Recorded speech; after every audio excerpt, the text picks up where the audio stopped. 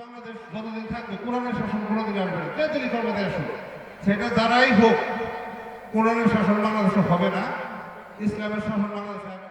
আমাকে বলতে দেন, আমি শেষ করে দিচ্ছি, শেষ করে দিচ্ছি। বলার দরকার নেই, আমি ঠিক বলতে আছে, দিচ্ছি। তাহলে উঠে যাই। বলার দরকার না তো উঠে যাই আমি। না, ওইটা বলার দরকার নেই, আমি যা বলতে চাইতেছেন ওইটা বলার দরকার নেই। আমি ঠোঁট করা মানুষ, আমার সামনে একজন অন্যায় বলবে, আমি চুপ থাকবো? এটা দায়ীর বৈশিষ্ট্য হতে পারে? ভাই বলেছেন এই দেশে কখনো ইসলামী শাসন আসবে না, না আসলো আমার রাসূলের আদেশ, ইসলামী শাসন আসবে বা না আসবে আমাদেরকে কথা বলতে হবে ইসলামের জন্য। একজন মুসলমান হিসেবে বলতে হবে আপনাকে। হুজুর এভাবে আসলে দলীয় কোনো নাম বলে নাই, ঠিক আছে, কিন্তু হয়তোবা একটা আমরাও কিছু বুঝি, হয়তোবা একটা দলের পক্ষে যায়, মানে কোরআনের শাসন বলতে এই দেশে আপনি যে মিন করলেন একটা দলের পক্ষে গিয়েছে, এই ইসলামী শাসন কোরআনের শাসন কি শুধু জামাত ইসলাম চায়? বাংলাদেশের প্রত্যেকটা ইসলামী শাসন কোরআনের পক্ষে কথা বলে। ভাই একটা জবাব দিবেন, আমি এখানে কোরআন ইতিহাসের বাহিরে একটা কথা বলেছি? আপনার বয়স হয়েছে 50 বছর, 60 বছর, 65 বছর, আপনি আপনার জীবনে সব শিখেছেন, বিজ্ঞান শিখেছেন, কিভাবে ব্যাংকে গিয়ে হিসাব করতে হয় তাও শিখেছেন, কিভাবে মানুষকে ধোঁকা দিতে হয় শিখেছেন, জীবনের সব তো শিখেছেন, কিন্তু আপনি শুদ্ধ করে সুন্দর করে কিভাবে কোরআন তিলাওয়াত করতে হয় আপনি শিখেন নাই। আপনার জন্য 1 নম্বর শাস্তি হলো, আপনি আপনার জীবনে যত ওয়াক্ত নামাজ আদায় করেছেন, 60-65 বছরে যত রাকাত নামাজ আপনি আদায় করেছেন, নবী করিম সাল্লাল্লাহু আলাইহি ওয়াসাল্লাম জানালেন আপনি যদি শুদ্ধ করে কোরআন তিলাওয়াত করতে না পারেন, আপনার এই 60-65 বছরের 1 ওয়াক্ত নামাজও যে মালিক কবুল করবেন না তিনি কে? কনকনে ঠান্ডার মধ্যে ঠান্ডা পানি দিয়ে ওযু করে তাহাজ্জুদের নামাজ পড়েছেন, কাবার চত্বর ঘিরে মাকামে ইব্রাহিমে 2 রাকাত নামাজ আদায় করেছেন, কিন্তু আপনার কোরআনটা শুদ্ধ নাই, আপনার 1 ওয়াক্ত নামাজও কবুল হবে? এইটা হচ্ছে 1 নম্বর শাস্তি। 2 নম্বর শাস্তিটা আরো ভয়ঙ্কর। নবী করিম সাল্লাল্লাহু আলাইহি ওয়াসাল্লাম জানালেন যারা শুদ্ধ করে কোরআন তিলাওয়াত করতে পারে না, কিয়ামতের সেই কঠিন ময়দানে যেই দিন আমার রাসূলের শাফাআত ছাড়া ভিন্ন কোনো পথ থাকবে না, নবী করিম সাল্লাল্লাহু আলাইহি ওয়াসাল্লাম বললেন আপনি শুদ্ধ করে কোরআন তিলাওয়াত করতে পারেন না, আপনার জন্য আমার রাসূল কখনোই শাফাআত করবেন না। এজন্যই তো রব্বুল আলামিন সূরাতুল ফুরকানের 30 নম্বর আয়াতে সুন্দর করে বললেন, বান্দা শুনো, وقال الرسول يا رب إن قوم اتخذوا هذا القرآن مهجورا। আপনি যারা শুদ্ধ করে কোরআন তিলাওয়াত করতে পারেন না, নবী করিম সাল্লাল্লাহু আলাইহি ওয়াসাল্লাম কিয়ামতের সেই কঠিন ময়দানে রবের কাছে দোয়া করে বলবেন, মালিক এই বান্দা শুদ্ধ করে কোরআন তিলাওয়াত শিখে নেই, জীবনে সব করেছে কিন্তু আমার কোরআনের কাছে আসে নাই, কোরআন শুদ্ধ করে শিখে নাই, মালিক দুনিয়াতে সে যেভাবে আমার কোরআন থেকে দূরে সরেছিল, আমি আজকে কিয়ামতের এই কঠিন ময়দানে আমি রাসূল সেই বান্দা থেকে দূরে সরে গেলাম। নাউযু বিল্লাহি মিন যালিক। একটাবার চিন্তা করেন, আপনার পাশে আমার রাসূল নেই, আপনার জন্য সুপারিশ করার জন্য আমার রাসূল নেই, আপনার আবার অবস্থা কি হবে?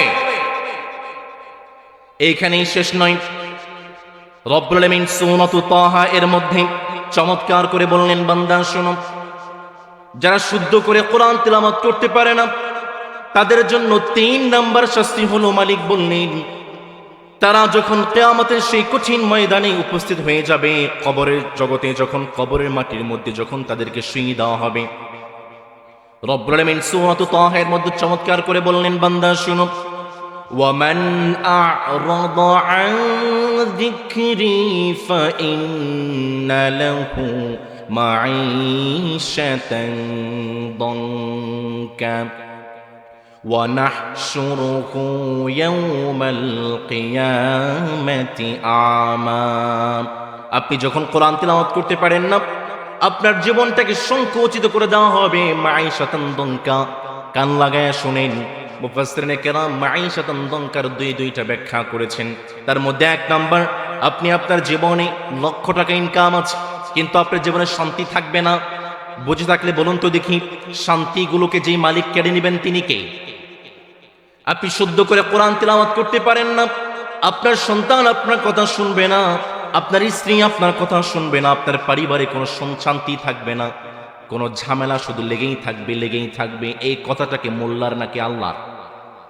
মালিক চমৎকার করে বললেন, বান্দা শোনো, 2 নম্বরে যখন তোমাকে কবর জগতে শুইয়ে দেওয়া হবে, এই যে আমার হাতের দিকে চেয়ে দেখেন, একটা আঙ্গুল যেভাবে আরেকটা আঙ্গুলের মধ্যে ঢুকে যায়, আপনার 2 পাশের পাঁজরটা ঠিক একইভাবে একটা হাড্ডি আরেকটা হাড্ডির মধ্যে ঢুকে যাবে। নাউযুবিল্লাহি মিন যালিক। 3 নম্বর শাস্তি হলো, আপনি যখন কিয়ামতের সেই কঠিন ময়দানে উঠবেন, আপনার চোখটাকে অন্ধ করে ফেলা হবে। রব্বুল আমিন সুন্দর করে বললেন, বান্দা শোনো, ক্বালা রব্বি লিমা হাশারতানি আ'মা ওয়া ক্বাদ কুনতু বাসীরা ক্বালা কাযালিকা আতাতকা আয়াতুনা ফানাসিতাহা ওয়া কাযালিকাল ইয়াওমা তুনসা। আমার রব জানালেন, বান্দা শোনো, তোমরা যারা কোরআন তিলাওয়াত করতে পারো না, শুদ্ধ করে কোরআন তিলাওয়াত করতে পারো না, তোমরা যখন সেই কিয়ামতের কঠিন ময়দানে উঠবে, তোমাদের দুইটা চোখকে অন্ধ করে ফেলা হবে। বান্দা প্রশ্ন করবে, মানিক আমার চোখটা কেন অন্ধ? দুনিয়াতে আমি চোখে দেখতাম, সব কিছু দুনিয়াতে দেখেছি, আজকে কেন আমাকে অন্ধ করে ওঠানো হলো? মালিক জবাব দিয়ে বলবেন, বান্দারে তোমার চোখ ছিল দুনিয়াতে, আমার কোরআন দেখো নাই, আমার ইসলাম দেখো নাই, এই জন্য মালিক আমি আজকে তোমার চোখটাকে অন্ধ করে দিলাম। নাউযুবিল্লাহি মিন যালিক। ভাইরা, এখানে আছে না অনেকে কোরআন তিলাওয়াত করতে পারেন না? 3টা শাস্তি।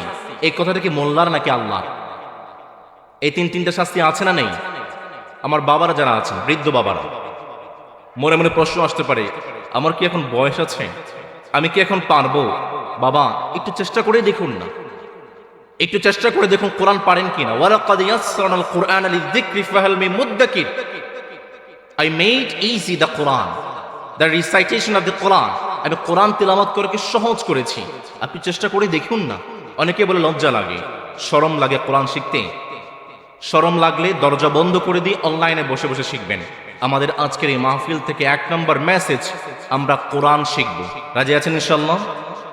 প্রত্যেকটা ভাই কোরআন শিখবেন তো ইনশাআল্লাহ? আল্লাহ আমাদেরকে তাওফিক দিন, চিল্লায় পড়েন আমিন। সম্মানিত প্রিয় ভাইয়েরা, আজকে আমরা নবী করিম সাল্লাল্লাহু আলাইহি ওয়াসাল্লামের জীবনে আলোচনা করতে চাই, the biography of our prophet Muhammad সাল্লাল্লাহু।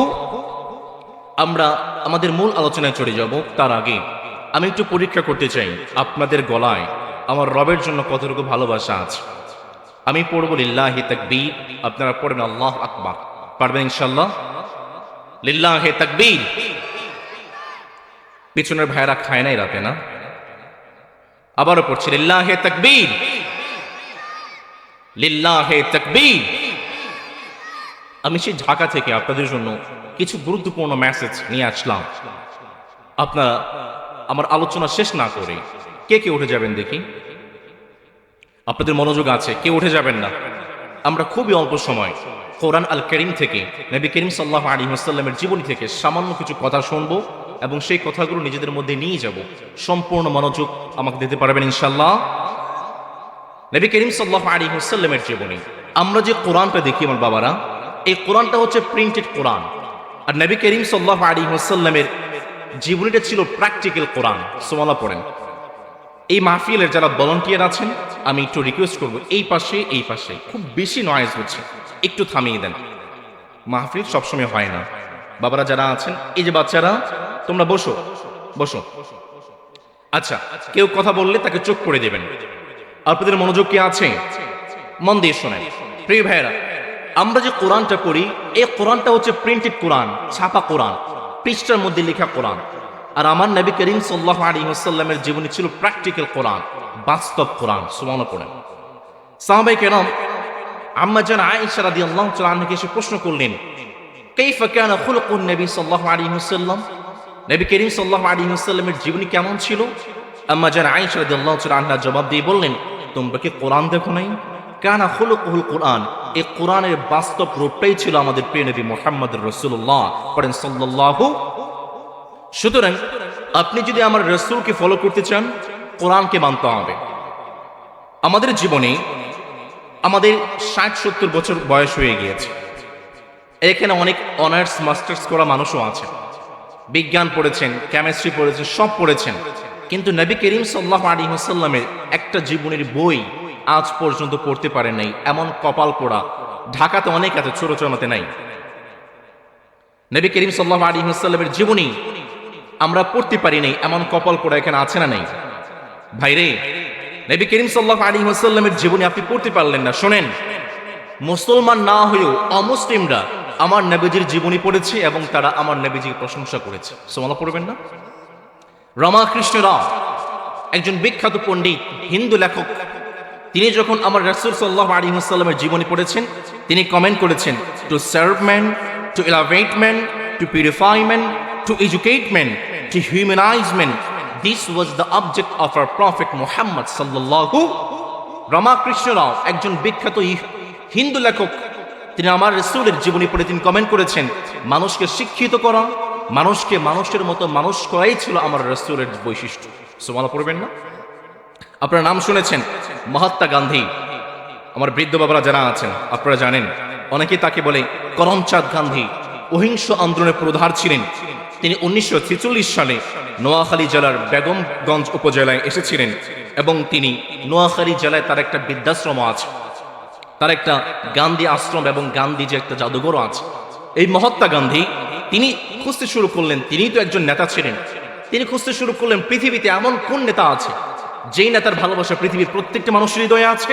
তিনি খুঁজে খুঁজে খুঁজে খুঁজে তিনি যখন পড়েছেন, সর্বশেষ তিনি কমেন্ট করলেন, পৃথিবীর প্রত্যেকটা মানুষের হৃদয়ে যেই নেতার নাম, তিনি আর কেউ নয়, তিনি হচ্ছে আমাদের রাসূলুল্লাহ সাল্লাল্লাহু। তিনি চিন্তা করলেন, তিনি বুঝতে পারলেন, তিনি কমেন্ট করেছেন, আমি মনে করেছিলাম ইসলাম তরবারির মাধ্যমে, যুদ্ধের মাধ্যমে এসেছে, কিন্তু আমি যখন রাসূলের জীবনী পড়েছি, মুহাম্মদুর রাসূলুল্লাহর জীবনী পড়েছি, এই মহাত্মা গান্ধী তিনি লিখেছেন, আমি বুঝতে পেরেছি ইসলাম যুদ্ধের মাধ্যমে নয়, বরং মুহাম্মদুর রাসূলুল্লাহর ভালোবাসার মাধ্যমে এসেছে। সুবহানাল্লাহ পড়বেন না? জওহরলাল নেহেরু ভারতের স্বাধীনতা আন্দোলনের প্রধান নেতা ছিলেন এবং স্বাধীন ভারতের প্রথম প্রধানমন্ত্রী ছিলেন। এই জওহরলাল নেহেরু একজন হিন্দু মানুষ, তিনি আমার রাসূলের জীবনী পড়েছেন এবং রাসূলের জীবনী পড়ে তিনি কমেন্ট করেছেন, it's simplicity, honesty and equivalence, রাসূলের সততা এবং ন্যায় নিষ্ঠা পুরো বিশ্বে ইসলামটাকে জয় করেছে। মাইকেল এইচ হার্ট একজন খ্রিস্টান লেখক, তিনি একটা বই লিখেছেন, দি 100 আর ranking of the most influential persons in the history. তিনি একটি বই লিখেছেন, সেই বইয়ের মধ্যে পৃথিবীর জগৎ বিখ্যাত 100 মানুষের জীবনী এনেছেন। তিনি একজন খ্রিস্টান লেখক, তিনি খ্রিস্টান লেখক হয়ে তার এই বইয়ের মধ্যে সর্বপ্রথম যে মানুষটার জীবনী জায়গা দিয়েছেন, তিনি আর কেউ নয়, তিনি হচ্ছে আমাদের প্রিয় নবী মুহাম্মদুর রাসূলুল্লাহ। আল্লাহু আকবার! পুরো খ্রিস্টান জগতে ধুম শুরু হয়ে গিয়েছে, কি ব্যাপার মাইকেল এইচ হার্ট, তুমি একজন খ্রিস্টান, তুমি তোমার বইয়ের মধ্যে কিভাবে একজন ইসলামের নবীর জীবনী প্রথমে আনতে পারো? সমালোচনা ধম শুরু হয়ে গিয়েছে। তিনি সর্বশেষ জবাব দিয়েছেন এইভাবে, he was the only man in the history who was supremely successful on both the religious and secular level. যখন পুরো বিশ্বে সমালোচনার ঝড় বইছে, মাইকেল এইচ হার্ট তিনি জবাব দিয়ে বলছেন, মুহাম্মদুর রাসূলুল্লাহ তিনি হচ্ছেন সেই মানুষ, তিনি হচ্ছেন সেই মহামানব, তিনি শুধু আখিরাতের সর্বশ্রেষ্ঠ মানুষ নন, তিনি হচ্ছেন দুনিয়া এবং আখিরাতের সর্বশ্রেষ্ঠ মানুষ। একজন খ্রিস্টান, একজন হিন্দু আমার রাসূলের জীবনী পড়ে এত সুন্দর সুন্দর কমেন্ট করতে পারে, বাবা আপনি কি করলেন? বয়স তো কম হয় নাই বাপরে, সব তো শিখলেন। হিন্দুরা আমার রাসূলের জীবনী পড়ে আপনি কি করলেন? আমার যুবক ভাইরা যারা আছে, ওই যে পিছনে বসে আছে, যুবক ভাইরা বলবে, যদি প্রশ্ন করি ভাই আপনার মডেল কে, যুবক ভাইরা জবাব দিয়ে বলবে, হুজুর আপনি তো জানেন না, আমার মডেল তো সালমান খান, আমার মডেল তো শাহরুখ খান, আমার মডেল তো লিওনেল মেসি। যুবক ভাইকে প্রশ্ন করেন, ভাই আপনার মডেল কেন সালমান খান? যুবক ভাই জবাব দেবে, আপনি হুজুর জানেন না, হুজুর তো খ্যাত। সালমান খানের ফলোয়ার কত জানেন? সালমান খানের ফলোয়ার কোটি কোটি, 50 মিলিয়ন। শাহরুখ খানের ফলোয়ার 40 মিলিয়ন। লিওনেল মেসির ফলোয়ার 120 মিলিয়ন। আরে ভাই আপনি তো বোকার স্বর্গে বাস করছেন। সালমান খানের ফলোয়ার 20 মিলিয়ন, শাহরুখ খানের ফলোয়ার 50 মিলিয়ন, লিওনেল মেসির ফলোয়ার 120 মিলিয়ন। কিন্তু পৃথিবীতে এমন একজন মহামানব আছেন যার ফেসবুকে কোনো অ্যাকাউন্ট নেই, ইউটিউবে কোনো অ্যাকাউন্ট নেই, হোয়াটসঅ্যাপে কোনো অ্যাকাউন্ট নেই, টুইটারে কোনো অ্যাকাউন্ট নেই। 100 কোটি মানুষ সেই মানুষটাকে ফলো করে। সুবহানাল্লাহ পড়বেন না? তিনি আর কেউ নয়, তিনি হচ্ছেন আমাদের প্রিয় নবী মুহাম্মদুর রাসূলুল্লাহ সাল্লাল্লাহু। বাবারা যারা আমাকে শুনতেছেন, নবী করিম সাল্লাল্লাহু আলাইহি ওয়াসাল্লামের জীবনী পড়তে হবে। রাজি আছেন ইনশাআল্লাহ? আজকে আমরা নবী করিম সাল্লাল্লাহু আলাইহি ওয়াসাল্লামের জীবনী থেকে সংক্ষিপ্তভাবে মাত্র 12টা পয়েন্ট আলোচনা করব। আমরা পড়ে ইনশাআল্লাহ। নবী করিম সাল্লাল্লাহু আলাইহি ওয়াসাল্লামের 1 নম্বর বৈশিষ্ট্য হলো আমার রাসূল সাল্লাল্লাহু আলাইহি ওয়াসাল্লাম তিনি ছিলেন সর্বশ্রেষ্ঠ লজ্জাশীল ব্যক্তি।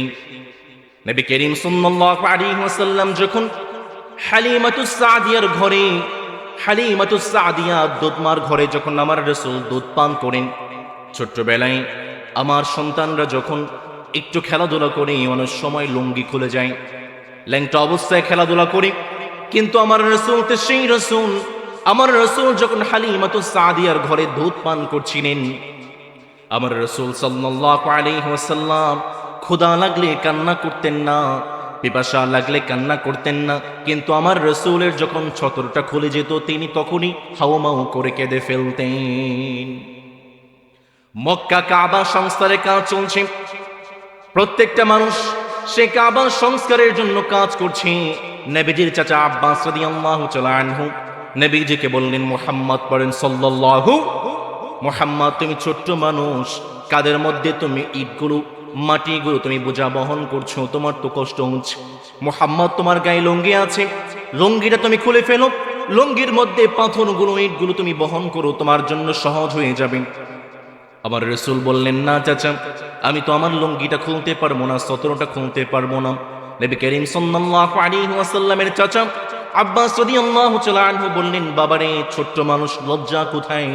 এই বলে আমার রাসূলের লুঙ্গিটা ধরে এমন একটা টান বেড়েছেন, আমার রাসূলের সতরটা খুলতে দেরি, আমার রাসূল সাথে সাথে অজ্ঞান হয়ে মাটির জমিনে পড়ে গিয়েছেন। আল্লাহু আকবার! যে রাসূল সারা জীবন সতর ঢাকার পক্ষে কথা বললেন, যে রাসূল সতরটা খুলে গেলে অজ্ঞান হয়ে পড়ে যায়, সেই রাসূলের উম্মত দেখেন আজকে 3 কোয়ার্টার 2 কোয়ার্টার পরে যুবক সন্তানরা রাস্তা দিয়ে হেঁটে যায়। আছে না নেই? যে বাবারা জীবিকার মধ্যে, সংসারের মধ্যে শান্তি পান না, শান্তি পাবেন কেমনে? আপনার সন্তান তো হাঁটুর উপরে জামা পড়ে, যে সন্তান হাঁটুর উপরে জামা পড়ে সেই সংসারে কখনোই শান্তি আসবে না। বলেছেন মুহাম্মদ সাল্লাল্লাহু, যে সন্তান সিনা বের করে, বুক বের করে রাস্তা দিয়ে হাঁটে, সেই সংসারে কখনোই শান্তি আসবে না। আমি মাহমুদুল হাসান, আমাকে যদি কেউ বলে আপনাকে 1 কোটি টাকা দেব, আপনি পাঞ্জাবিটা খুলে একটু রাস্তা দিয়ে হাঁটবেন, আমি মাহমুদুল হাসান রাজি হব? রাসূল সাল্লাল্লাহু আলাইহি ওয়াসাল্লাম বলেছেন, যে সংসারের যে সন্তানরা সিনা বের করে হাঁটে, হাঁটু বের করে হাঁটে, সেই সংসারে শান্তি এবং বরকত যে মালিক দেবেন না তিনি কে? আমার ভাইয়েরা খুব মন দিয়ে শুনেন, এই যে উলঙ্গ হওয়া, এই যে শর্ট জামা কাপড় পরা, এটা মুসলমানদের সংস্কৃতি নয়, এটা হচ্ছে শয়তানের সংস্কৃতি। আদম আলাইহিস সালাম যখন জান্নাতে ছিলেন, আদম আলাইহিস সালামকে শয়তান ধোঁকা দেওয়ার পরে সর্বপ্রথম যেই কর্মসূচি বাস্তবায়ন করেছেন, সেই কর্মসূচি হচ্ছে আদমকে ল্যাংটা করে ফেলেছে, উলঙ্গ করে ফেলেছে। সেই কথাটাকে রব্বুল আলামিন সুন্দর করে বললেন, বান্দা শোনো, ইল্লা আন তাকুনা মালাকাইনি আও তাকুনা মিনাল খালিদিন। আদম আলাইহিস সালামকে যখন জান্নাতে দেওয়া হলো, আদম আলাইহিস সালাম জান্নাতের নেয়াজ নেয়ামতে তিনি বসবাস করতে শুরু করলেন, কিন্তু আদম আলাইহিস সালামের মনটা মানে না। মালিক বুঝতে পারলেন আদমের সঙ্গী দরকার। রব্বুল আলামিন সূরাতুন নিসা 1 নম্বর আয়াতে চমৎকার করে বললেন, বান্দা শুনো, ইয়া আইয়ুহান নাসু তাকু রাব্বাকুমুল্লাযী খালাকাকুম মিন নাফসিন ওয়াহিদা। আদম আলাইহিস সালামকে যখন জান্নাতে দিলেন, আদম আলাইহিস সালামের মনটা ভরে না, সারাক্ষণ তিনি মন খারাপ করে জান্নাতের কোণার মধ্যে বসে থাকেন। আমার রব বুঝে ফেললেন আদমের সঙ্গী দরকার। আদম আলাইহিস সালামের বাম পাজর থেকে মালিক হাওয়া আলাইহিস সালামকে বানালেন। হাওয়া আলাইহিস সালামকে যখন আদম আলাইহিস সালাম পেয়েছেন, আদম আলাইহিস সালামের জান্নাতের নাজ নেয়ামতটা পরিপূর্ণ হয়েছে। আমার যেই সমস্ত মায়েরা শুনছেন, আমার যেই সমস্ত স্বামী ভাইয়েরা শুনছেন, খুব কান খাড়া করে শুনেন, দুনিয়াতে জান্নাতের কোনো নাজ নেয়ামত যদি আপনি দেখতে চান, তাহলে আপনি আপনার স্ত্রীর দিকে তাকান, কারণ দুনিয়াতে আপনার স্ত্রীকে জান্নাতের নেয়ামত হিসাবে যে মালিক পাঠিয়েছেন, আওয়াজ করে বলেন তিনি কে? এই জন্যই তো দেখতে পাই যেই সংসারে স্ত্রী ভালো সেই সংসারটা জান্নাত হয়ে যায়, আর যেই সংসারে স্ত্রী ভালো না সেই সংসারটা জাহান্নাম হয়ে যায়। আছে না নেই? স্ত্রী হাতে নির্যাতিতা মানুষ ঢাকাতে আছে, ছোট চৌনাতে নাই, ছোট চৌনাতে আছে। মালিক চমৎকার করে বললেন, বান্দা শোনো, আদম আলাইহিস সালামকে যখন হাওয়া আলাইহিস সালামকে দিলেন, আদম আলাইহিস সালাম জান্নাতে বসবাস করতে শুরু করলেন। কিন্তু মালিক জানিয়ে দিলেন, আদম রে, ওই যে একটা গাছ আছে, ওই গাছের কাছে কখনোই যাওয়া যাবে। কিন্তু শয়তান এসে জান্নাতের ঘেঁটে এসে বলে, আদম, আমি তো তোমার শুভাকাঙ্ক্ষী, ইল্লা আন তাকুনা মালাকাইনি আও তাকুনা মিনাল খালিদিন। আদম রে, তোমাকে যে মালিক ওই গাছের কাছে যাইতে নিষেধ করেছে, তুমি জানো না কি তার কারণটা? তার কারণটা হলো, তুমি যদি ওই গাছের কাছে যাও তাহলে হয়তো তুমি ফেরেশতা হবে, না হয় তুমি জান্নাতের চিরস্থায়ী বাসিন্দা হয়ে যাবে। আদম আলাইহিস সালাম শয়তানের ধোঁকায় পড়ে গেলেন। শয়তানের ধোঁকায় পড়ে যাওয়ার পরে শয়তান সর্বপ্রথম কি কর্মসূচি বাস্তবায়ন করেছেন কোরআন থেকে শুনুন।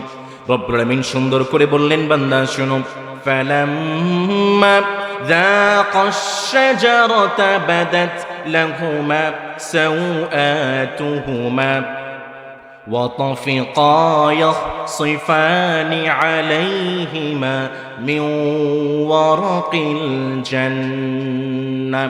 আদম আলাইহিস সালাম যখন শয়তানের ধোঁকায় পড়ে গিয়েছে, শয়তান সর্বপ্রথম আদম আলাইহিস সালামের শরীর থেকে কাপড়টা খুলে নিয়েছে।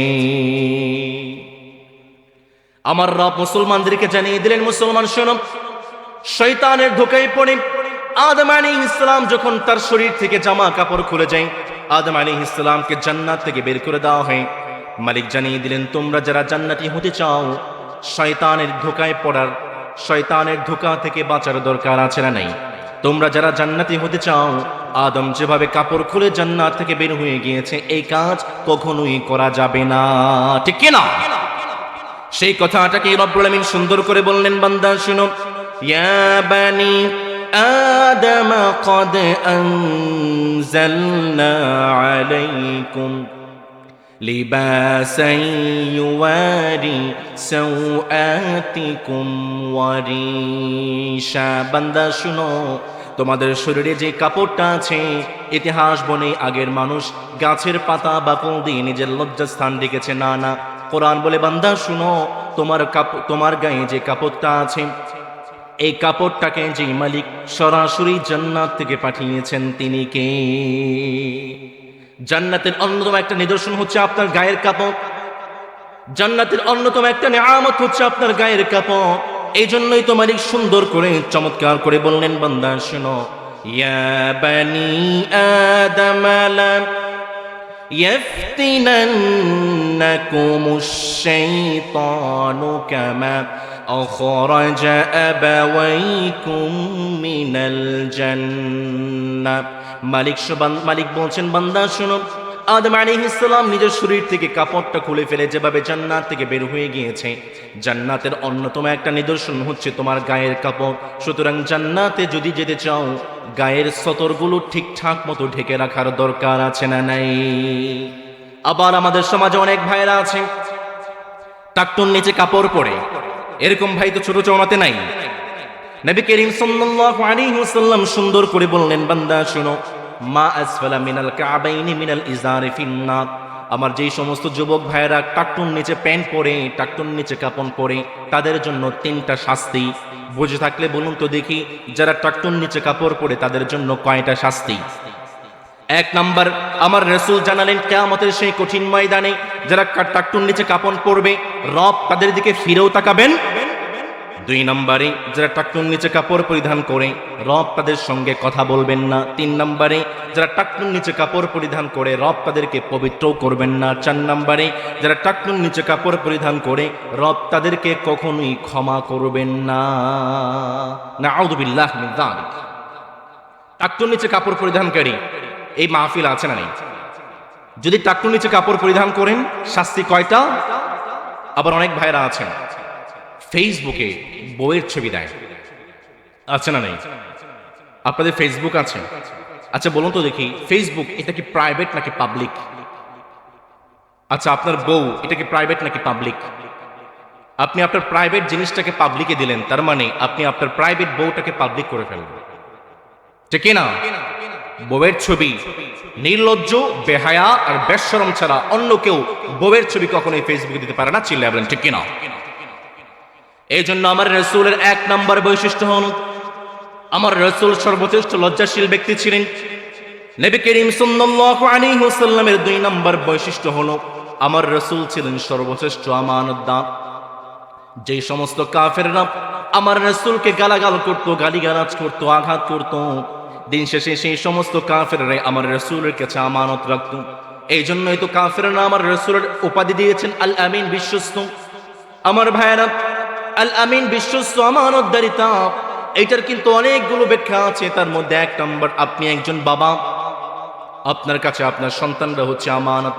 আপনি যদি আপনার সন্তানদেরকে সঠিকভাবে লালন পালন করতে না পারেন, দ্বীনি শিক্ষা দিতে না পারেন, তার মানে আপনিও কিন্তু আমানতের খেয়ানত করছেন। আপনি একজন ভাই, আপনার বোন হচ্ছে আপনার কাছে আমানত। আপনি একজন স্বামী, আপনার স্ত্রী হচ্ছে আপনার কাছে আমানত। আপনি একটা এলাকার মেম্বার, সে এলাকার প্রত্যেকটা মানুষ আপনার কাছে আমানত। আপনি একটা এলাকার চেয়ারম্যান, সে এলাকার প্রত্যেকটা মানুষ আপনার কাছে আমানত।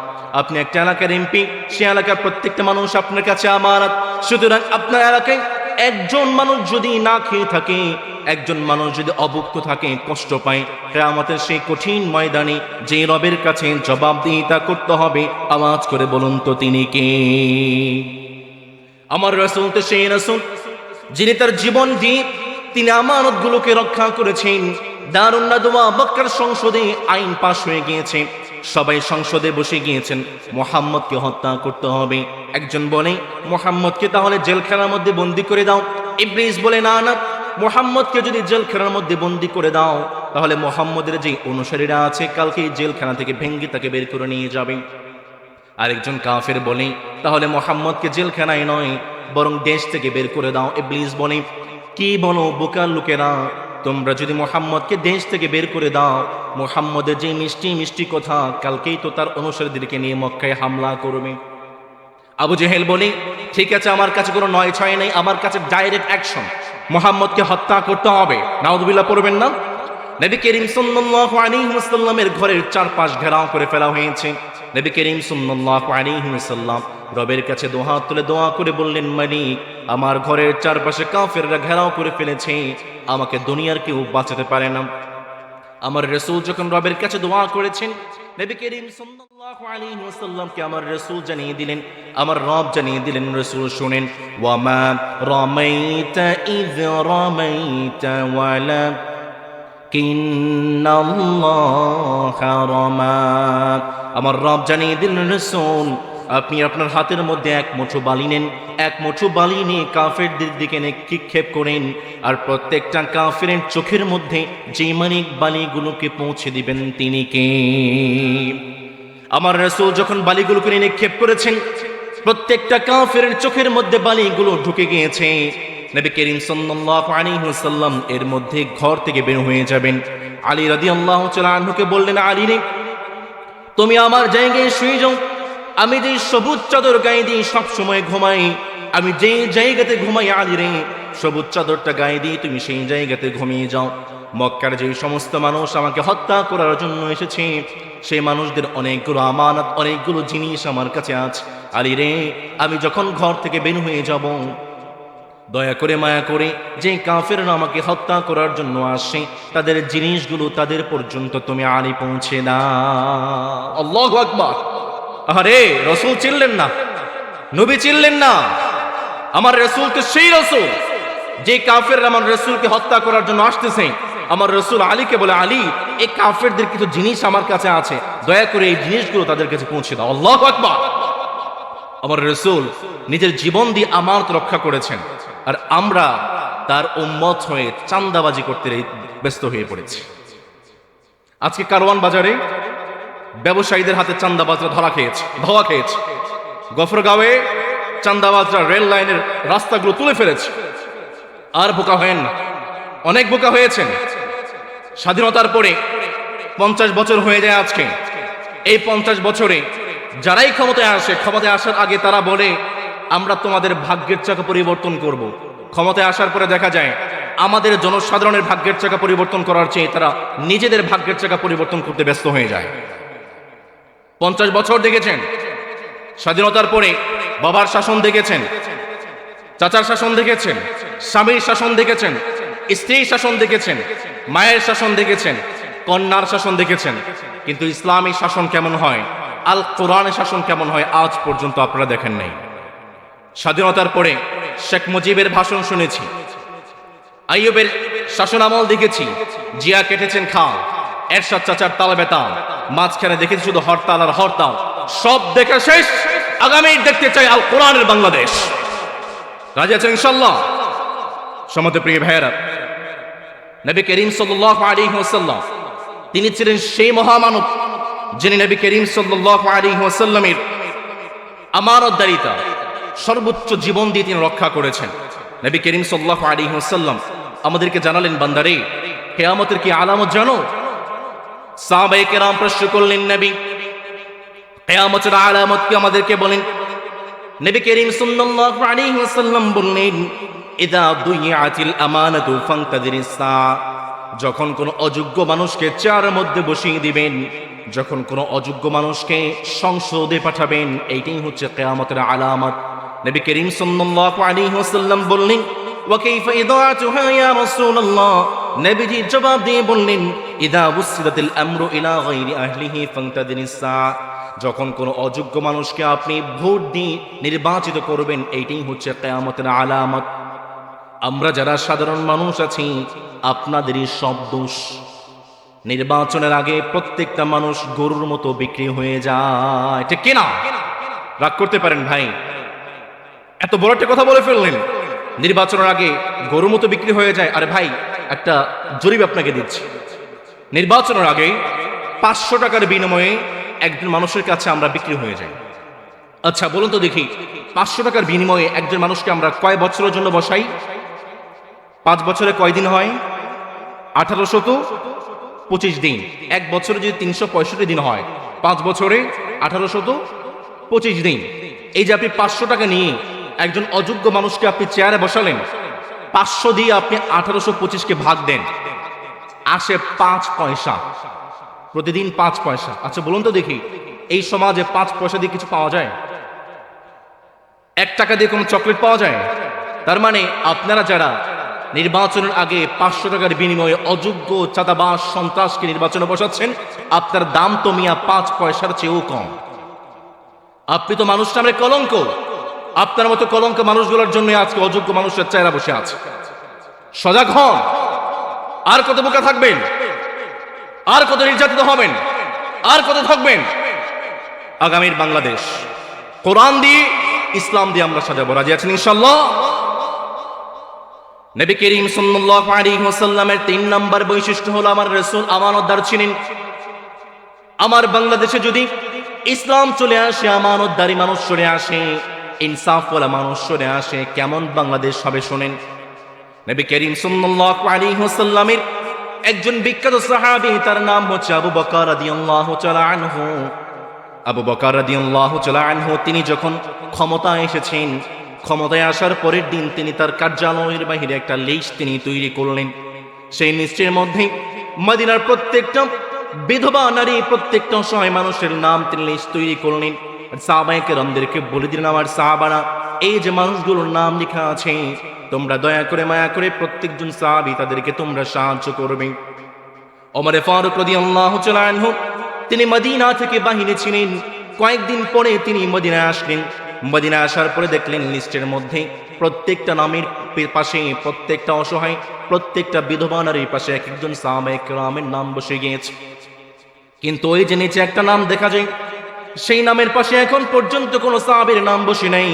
ওমর ফারুক চিন্তা করলেন, আগামীকাল সকালে সেই বৃদ্ধা মহিলার বাড়িতে আমি চলে যাব, তার কাজগুলো আমি করে দেব।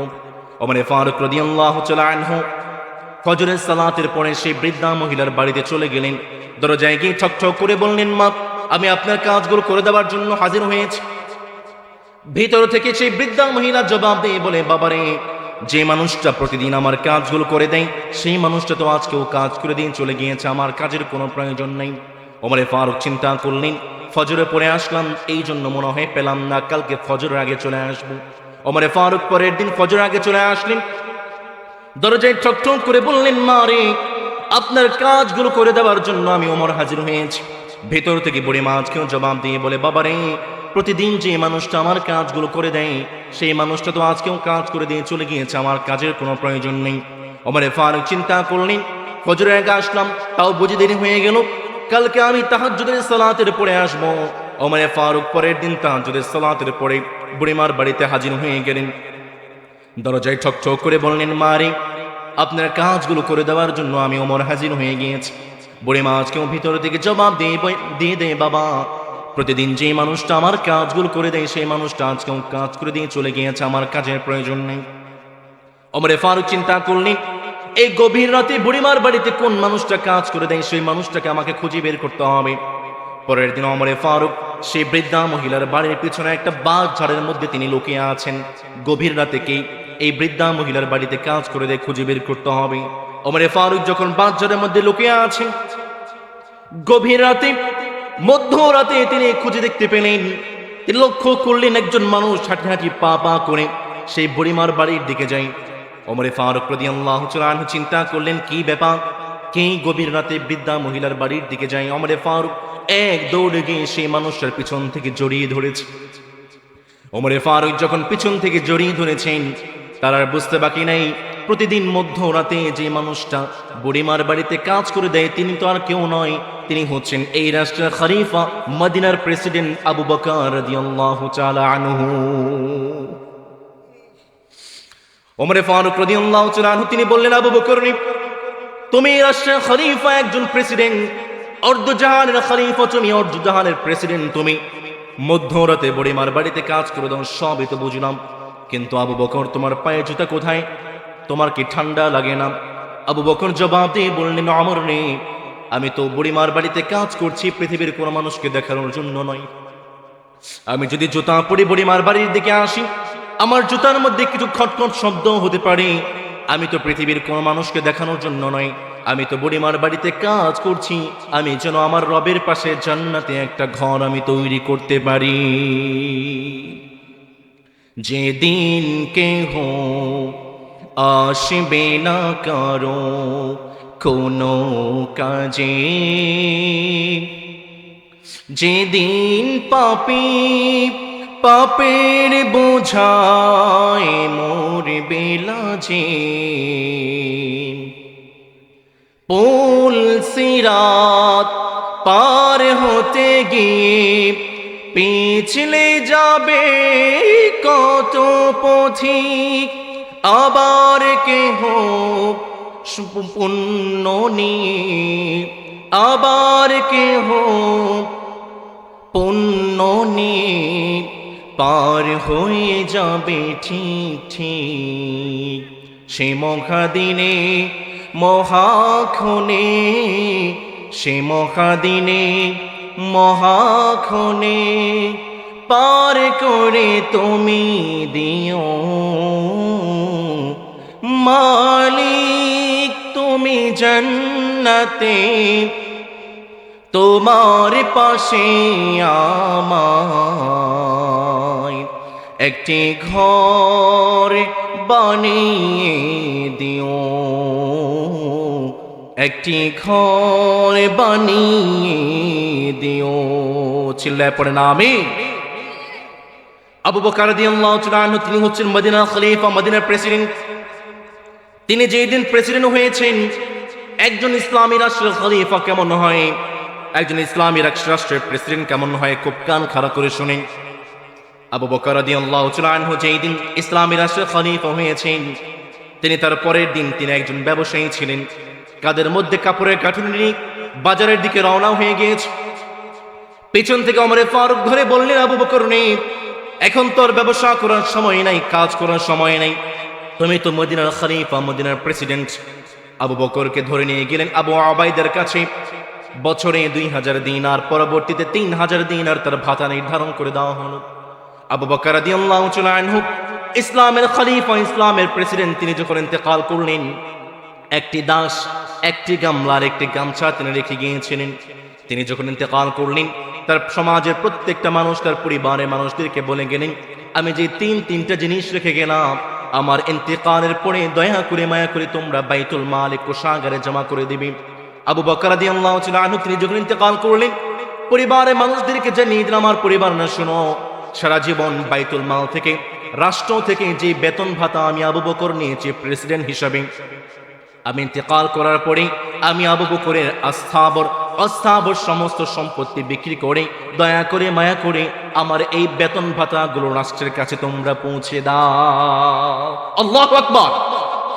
রাষ্ট্রের একটা টাকা মেরে খাওয়া তো দূরের কথা, বাপরে,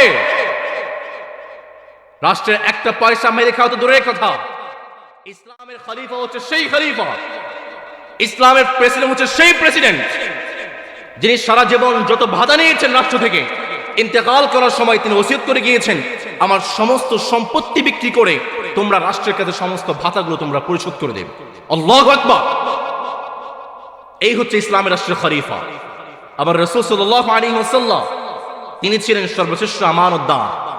রাসূলের 2 নম্বর বৈশিষ্ট্য আমানতদার। এই জন্য আমরাও আমানতদারিতার সাথে আছি না নাই? ওমর ফারুক রাদিয়াল্লাহু তাআলা আনহু একটা ঘটনা আমার মনে পড়ে যায়, বলবো। ওমর ফারুক রাদিয়াল্লাহু তাআলা আনহু তিনি যখন ইসলামের রাষ্ট্রের খলিফা হয়েছেন, প্রেসিডেন্ট হয়েছেন, অর্ধজাহানের খলিফা, অর্ধজাহানের প্রেসিডেন্ট ওমর ফারুক রাদিয়াল্লাহু তাআলা আনহু তিনি একদিন ঘরের মধ্যে মোমবাতি জ্বালিয়ে তিনি কাজ করছিলেন। হঠাৎ করে একজন মেহমান ওমর ফারুকের দরজার মধ্যে কড়া নেড়ে বলল, ওমর ফারুক ঘরের মধ্যে আছো নাকি? ওমর ফারুক দরজাটাকে খুলে দিলেন। যে মোমবাতি জ্বালিয়ে রাষ্ট্রীয় কাজগুলো করছিলেন, সেই মোমবাতিটাকে ফু দিয়ে নিভিয়ে দিয়ে আরেকটা মোমবাতি তিনি জ্বালিয়ে দিলেন। মেহমান অবাক হয়ে বলল, কে রে ওমর ফারুক? একটা মোমবাতি জ্বালানোই ছিল, সেই মোমবাতি বন্ধ করে আরেকটা মোমবাতি জ্বালানোর কি প্রয়োজন ছিল ওমর ফারুক? ওমর ফারুক তিনি জবাব দিয়ে বললেন, তুমি তো আমার মেহমান, তুমি তো রাষ্ট্রের কোনো মেহমান নও। আমি রাষ্ট্রের টাকায় কেনা মোমবাতি জ্বালিয়ে রাষ্ট্রের কাজ করছিলাম। যেহেতু তুমি আমার মেহমান, তুমি তো রাষ্ট্রের মেহমান নও, এই জন্য আমি তোমাকে রাষ্ট্রীয় টাকায় মোমবাতি জ্বালিয়ে মেহমানদারি নয়, বরং আমি ওমর ফারুকের টাকায় মোমবাতি জ্বালিয়ে তোমাকে মেহমানদারি করতে চাই। এমন যদি হতো আমার দেশের শাসক হতো ওমরেরই মতো, হতো আবু বকরের মতো। এমন যদি হতো আমার দেশের শাসক হতো ওমরেরই মতো, হতো আবু বকরের মতো। জনগণের খোঁজ খবর নিত রাত পরে, খোঁজে খোঁজে দেখতে কেউ আছে অনাহারে। আমার দেশের মা বোনেরা লাঞ্ছিত হতো না, আমার দেশের কৃষক শ্রমিক বঞ্চিত হতো না। ধনী গরিব ভালোবাসার সবাই জীবন পেত, যদি আমার শাসক হতো ওমরেরই মতো, হতো আবু বকরের মতো। আওয়াজ করে বলতে হবে, ঠিক কিনা? নবী করিম সাল্লাল্লাহু আলাইহি ওয়াসাল্লাম তিনি ছিলেন সর্বশ্রেষ্ঠ আমানতদার। আমানতদারিতার গুণটাকে আমরা আমাদের জীবনে ধারণ করে আগামীর সংসদে কোনো চাঁদাবাজ, কোনো সন্ত্রাস, কোনো দখলদার আর কোনো মিথ্যুককে আমরা সংসদে পাঠাতে চাই না। ইসলামওয়ালা, কোরআনওয়ালা, ন্যায় বিচার, সৎ এবং যোগ্য মানুষকে আমরা সংসদে পাঠাবো। রাজি আছেন ইনশাআল্লাহ? নবী করিম সাল্লাল্লাহু আলাইহি ওয়াসাল্লামের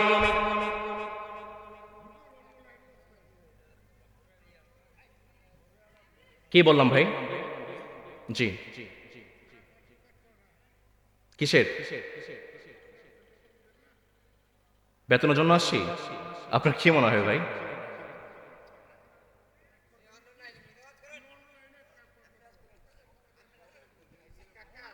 আচ্ছা, আমি কি রাসূলের জীবনী বাদ দিয়ে, কোরআন বাদ দিয়ে অন্য কোনো কথা বলেছি?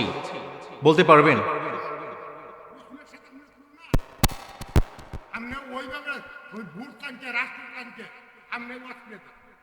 এটা কিসের মাহফিল? কোরআন মাহফিল না ভাই? কোরআন মাহফিল থাকলে কোরআনে কি আমি বলবো না? ওই ব্যক্তি এক টাকা নিত আর আমি এখানে টাকা নিত টাকার জন্য আসছে ভাই। এই সম্মান দিলে মেহমানদেরকে।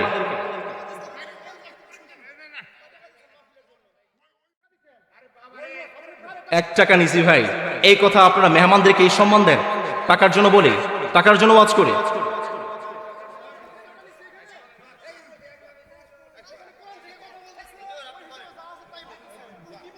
ভাইরে আমরা কি মুসলমান না? আমি আমি কোন দলের নাম ধরে কিছু বলেছি ভাই? রাজনীতি নিয়ে কিছু বলেছি? এখানে টুপি আছে, প্রত্যেক মানুষের গায়ে টুপি আছে। মাহফিল, ওয়াজ মাহফিল ইসলামের ইতিহাসের বাইরে, চ্যালেঞ্জ করে বলছি, ইসলামের ইতিহাসের বাইরে একটা কথা বললে আমাকে আপনারা ধরবেন। এক মিনিট। এই মেহমান সম্মান দিলেন আপনারা। সম্মানিত সুধী, আমরা আসলে বক্তা আছি, আমরা এমন কোনো আচরণ যেন না করি। কেউ এখানে আমার সবাই মুরব্বী, কেউ আমার বড় ভাই, কেউ চাচা, কেউ মামা, আমার দয়া করে সকলে পায়ে আমি বিনীতভাবে হাত দিয়ে অনুরোধ করব, কেউ আমরা যেন ওনাকে অসম্মান না করি। হ্যাঁ, আমি হুজুরকে বলে দেব, বলতেছি আমরা যে সমস্ত ওয়াজ বা নির্বাচন সম্পর্কে, এটা ঠিক আছে, হুজুর এভাবে আসলে দলীয় কোনো নাম বলে নাই, ঠিক আছে, কিন্তু হয়তোবা একটা আমরাও কিছু বুঝি, হয়তোবা একটা দলের পক্ষে যায়, মানে কোরআনের শাসন বলতে আসলে বাংলাদেশ যতদিন থাকবে কোরআনের শাসন কোনোদিন আসবে না, তেতুলি কর্মতে আসুক, সেটা যারাই হোক, কোরআনের শাসন বাংলাদেশে হবে না, ইসলামের শাসন বাংলাদেশে হবে না। এই যেভাবে বাংলাদেশ চলতেছে, হয়তো এক সময় বিএনপি, এক সময় আওয়ামী লীগ, এভাবেই চলবে। আমরা দয়া করে এখানে কোনো দলীয় আমি মাপ চাইলাম সরকারের কাছে, হুজুরের পক্ষ থেকে ছিলাম, বা আমি এই মাদ্রাসা আপনাকে বাপ খোলাবার হিসাবে আমি মাপ চাইলাম। আর কেউ এবারে বিরক্তি না করে সবাই শাসন অবস্থানে বসি। ধন্যবাদ সকলকে, আসসালামু আলাইকুম। ভাই শুনেন শুনেন, আমি কোন দলের নাম ধরেছি? আচ্ছা এই দেশে, আচ্ছা শেষ, এই দেশে আমি ঠোঁটকাটা মানুষ ভাই, আমি আমি আমি শেষ করে দিচ্ছি, আমাকে বলতে দেন, আমি শেষ করে দিচ্ছি, শেষ করে দিচ্ছি। ঠিক আছে, তাহলে উঠে যাই, বলার দরকার না তো উঠে যাই আমি। ওইটা বলার দরকার নাই, আমরা যা বলতে চাইছেন ওইটা বলার দরকার নাই। আমি ঠোঁটকাটা মানুষ, আমার সামনে একজন অন্যায় বলবে, আমি চুপ থাকবো? এটা দায়ীর বৈশিষ্ট্য হতে পারে? ভাই বলেছেন এই দেশে কখনো ইসলামী শাসন আসবে না, না আসলো, আমার রাসূলের আদেশ, ইসলামী শাসন আসবে বা না আসবে আমাদেরকে কথা বলতে হবে ইসলামের জন্য, একজন মুসলমান হিসেবে বলতে হবে আপনাকে। এই দেশে আপনি যে মিন করলেন একটা দলের পক্ষে গিয়েছে, এই ইসলামী শাসন, কোরআনের শাসন কি শুধু জামাত ইসলাম চায়? বাংলাদেশের প্রত্যেকটা ইসলামী শাসন কোরআনের পক্ষে কথা বলে। আপনাদের বিএনপির ভাইরাও বলেছেন, সালাউদ্দিন ভাই বলেছেন, মির্জা ফখরুল ইসলাম ভাই বলেছেন কোরআনের জন্য কথা বলবেন। আমি কোরআনের কথা বলছি, আপনারা কেন আমাকে বাধা দিবেন? না না, এইখানে কোরআনের সম্পর্কে বলা যাবে। আপনাদের দয়া করে নির্বাচন ভোট সম্পর্কে কোনো আলোচনা করবেন না। আপনাদের আলোচনা করেন, ইসলামের যত আলোচনা করেন হুজুর করেন, কিন্তু দয়া করে ভোট বা নির্বাচন সম্পর্কে কোনো আলোচনা করবেন না। আপনি তাফসীর করেন, কোরআনের যত তাফসীর আছে করেন, ইসলাম কি চায়, কি শিক্ষা দিতে চায় আমাদের আপনি বলেন, সবই বলেন, কিন্তু আমি কি কোনো বাইরে একটা কথা বলেছি ভাই? কোনো দলের নাম একজন বলতে পারবে? কোনো দলের নামই বলেন নাই। বলেন কোনটা বলেছে কোরআনের বিপক্ষে? একটা বলে, একটা কথা বলেন। দলের নাম আমি ইসলামের বিরুদ্ধে একটা কথা বলেছি, বলেন। হুজুরের হয়তোবা ইসলামের পক্ষে, কোরআনের পক্ষে ভোট চাইছে, এটা আসলে হুজুর এভাবে না। নির্বাচন সামনে, আপনার বক্তা, আপনার আমরা সম্মান করি।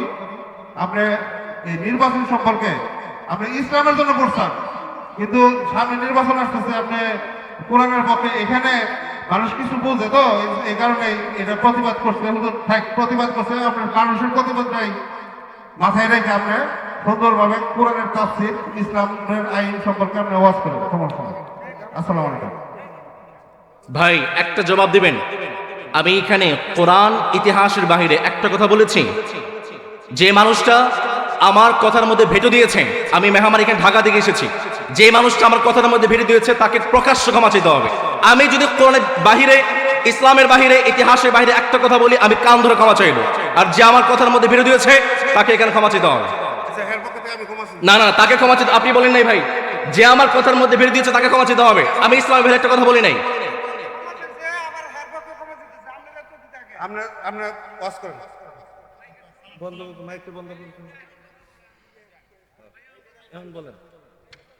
ভাই কি বলতাম ভাই বলেন। আমি আমি নিজে কোনো দলের না। আপনি ইঙ্গিত দিবেন কে? সালাউদ্দিন ভাই কোরআনের পক্ষে আইন বাস্তবায়ন করবেন, ফখরুল ইসলাম ভাই কোরআনের পক্ষে আইন বাস্তবায়ন করবেন।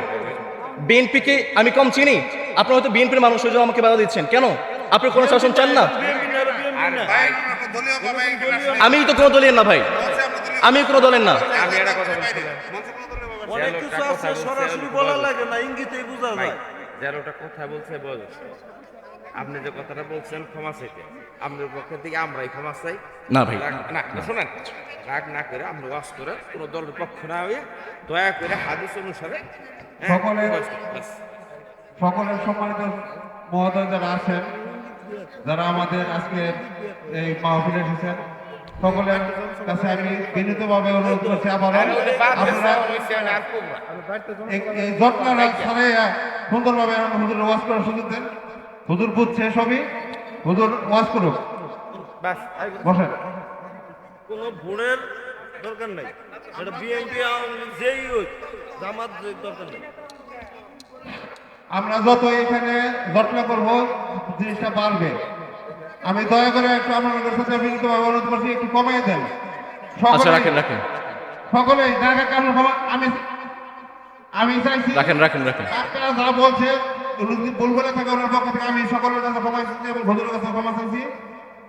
হ্যাঁ, আর সকলেই দয়া করে একটু বসেন, দয়া করে একটু বসেন, সকলেই দয়া করে একটু বসেন। সমাজপ্রিয় ভাইয়েরা, আমি ঢাকা বিশ্ববিদ্যালয়ের শিক্ষার্থী। আমি ঢাকা বিশ্ববিদ্যালয়ে মাস্টার্সে আছি। জুলাই আন্দোলনে সক্রিয় ভূমিকা পালন করেছি। এক ওসমান হাদি, যে ওসমান হাদিকে আপনারা চেনেন, এই ওসমান হাদি আমার বিশ্ববিদ্যালয়ে আমার ডিপার্টমেন্টের ভর্তি হয়েছিলেন। পরবর্তীতে মাইগ্রেশনে সে রাষ্ট্রবিজ্ঞানে গিয়েছেন। আমার হলে, আমি মুক্তিযোদ্ধা জিয়াউর রহমান হলে, ওসমান হাদি আমার হলে। এক ওসমান হাদিকে কণ্ঠবন্ধ করে আপনারা ভেবেছিলেন পুরো বিশ্বের ওসমান হাদি মানুষের কণ্ঠবন্ধ করবেন। এক ওসমান হাদিকে বন্ধ করেছেন, পুরো বাংলাদেশের প্রত্যেকটা যুবক ওসমান হাদির কণ্ঠ মিলেই কথা বলবে। এখানে রাজনীতি করার জন্য আসি নাই, আমি কোনো দলের এজেন্ডা বাস্তবায়ন করার জন্য আসি নাই। কোরআন থেকে কথা বলি, ইসলাম থেকে কথা বলি। আওয়ামী লীগের সময়েও আজ পর্যন্ত আমার মাহফিলে কেউ বাধা দিতে পারে নাই, কারণ আমি প্রত্যেকটা কথা রেফারেন্স দিয়ে কথা বলি, রেকর্ড আছে এখানে। একটা কথা যদি আমি কোরআনের আয়াতের বিরুদ্ধে বলি, একটা কথা ইতিহাসের বিরুদ্ধে বলি, আপনারা আমার গলা চেপে ধরবেন। আমরা ইসলামের দায়ী, কোনো নির্দিষ্ট কোনো দলের এজেন্ডা বাস্তবায়ন করার জন্য আমরা মাঠে নামি নাই, আমরা কোরআনের এজেন্ডা বাস্তবায়ন করার জন্য মাঠে নেমেছি। যদি কারো গায়ে লেগে থাকে বুঝতে হবে আপনার মধ্যে ঝামেলা আছে। প্রিয় ভাইয়েরা, নবী করিম সাল্লাল্লাহু আলাইহি ওয়াসাল্লামের যে আলোচনা আমরা ছিলাম, আমরা শেষ করবো ইনশাআল্লাহ। আপনারা আছেন ইনশাআল্লাহ? নবী করিম সাল্লাল্লাহু আলাইহি ওয়াসাল্লামের এক নম্বর বৈশিষ্ট্য, আমার রাসূল ছিলেন সর্বশ্রেষ্ঠ লজ্জাশীল ব্যক্তি। 2 নাম্বার, আমার রাসূল ছিলেন সর্বশ্রেষ্ঠ আমানতদার। আমার রাসূল 10 বছর মদিনা রাষ্ট্র কোরআন দিয়ে পরিচালনা করেছেন। কেউ যদি বলতে চায় আমার বাংলাদেশ কোরআন দিয়ে রাষ্ট্র পরিচালনা সম্ভব নয়, ইসলামী রাষ্ট্র সম্ভব নয়, সেজন্য আমার রাসূলকে অস্বীকার করছে। আমার রাসূল 10 বছর মদিনা রাষ্ট্র পরিচালনা করেছেন কোরআন দিয়ে, ইসলাম দিয়ে। নবী করিম সাল্লাল্লাহু আলাইহি ওয়াসাল্লামের 3 নম্বর বৈশিষ্ট্য হলো আমার রাসূল ছিলেন সর্বশ্রেষ্ঠ সত্যবাদী মানুষ। নবী করিম সাল্লাল্লাহু আলাইহি ওয়াসাল্লামের 4 নম্বর বৈশিষ্ট্য হলো আমার রাসূল ছিলেন আদর্শবান পিতা। 5 নম্বরে আমার রাসূল সাল্লাল্লাহু আলাইহি ওয়াসাল্লাম তিনি ছিলেন ক্ষমাশীল। 6 নম্বরে আমার রাসূল সাল্লাল্লাহু আলাইহি ওয়াসাল্লাম তিনি ছিলেন সর্বশ্রেষ্ঠ বিচারক। 7 নম্বরে আমার রাসূল সাল্লাল্লাহু আলাইহি ওয়াসাল্লাম তিনি সবার আগে সালাম দিয়েছেন। 8 নম্বরে আমার রাসূল সাল্লাল্লাহু আলাইহি ওয়াসাল্লাম তিনি ছিলেন অত্যন্ত ধৈর্যশীল। 9 নম্বরে আমার রাসূল তিনি ছিলেন বিনয়ী। 10 নম্বরে আমার রাসূল তিনি দান করতেন। 11 নম্বরে আমার রাসূল তিনি ছিলেন একজন আদর্শ স্বামী। 12 নম্বরে আমার রাসূল তিনি ছিলেন একজন সফল রাষ্ট্রনেতা। এই 12টি গুণ আমার রাসূলের মধ্যে ছিল। আমরাও এই 12টি গুণ আমাদের নিজেদের মধ্যে নিয়ে আমরা আমাদের জীবনটাকে পরিচালনা করব। রাজি আছেন ইনশাআল্লাহ? আল্লাহ আমাদেরকে তৌফিক দিন, আমরা পড়ি আমিন। 1 টাকা নেই নাই, 1 টাকার জন্য আমরা এখানে আসি নাই।